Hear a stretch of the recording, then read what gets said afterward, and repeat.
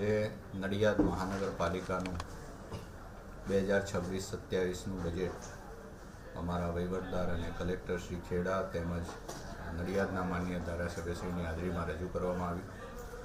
932.38 કરોડ જેટલી રકમનું આ બજેટ છે।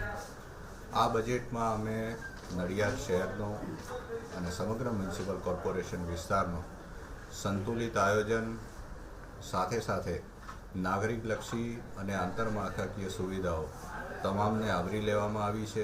તેમજ 2035 સુધીના રોડમેપને ધ્યાનમાં રાખીને આ બજેટમાં તમામ બાબતો આવરી લેવામાં આવી છે।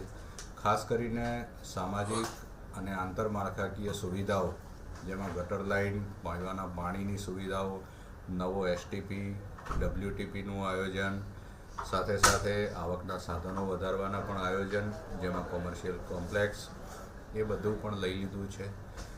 ઉડીને આંખે વળગે એવી એક બાબત છે કે અમે કોઈપણ ટેક્સના દરમાં વધારો સૂચવ્યો નથી અને જુદી જુદી યોજનાઓ હેઠળ આ તમામ બાબતોને આવરી લઈને એક સર્વાંગી બજેટ રજૂ કર્યું છે, જેમાં ખાસ કરીને આગામી સમયમાં આપણા 10 ગામડાઓ જે ભળ્યા છે એમાં પણ ઘણી બધી સુવિધાઓ ઊભી કરવાના છીએ।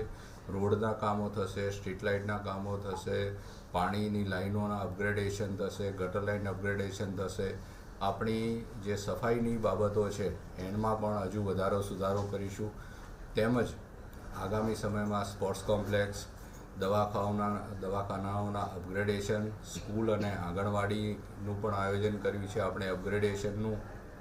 સ્પોર્ટ્સ કોમ્પ્લેક્સમાં પણ સુવિધાઓ વધારીશું।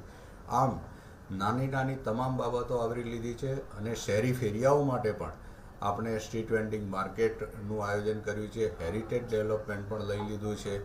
તેમજ આગામી સમયમાં બીજી જે કોઈ જરૂરિયાતો હશે એને પણ આપણે આવરી લીધી છે।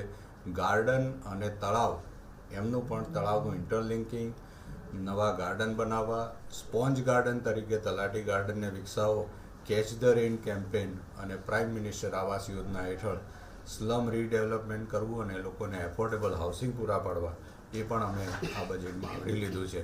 આમ એકદમ સંતુલિત અને દરેક વર્ગને આવરી લઈને આ બજેટ તૈયાર કરવામાં આવ્યું છે, જે લોકોની અપેક્ષાઓ ઉપર સંપૂર્ણપણે ખરું ઉતરશે એવી મારી અપેક્ષા છે।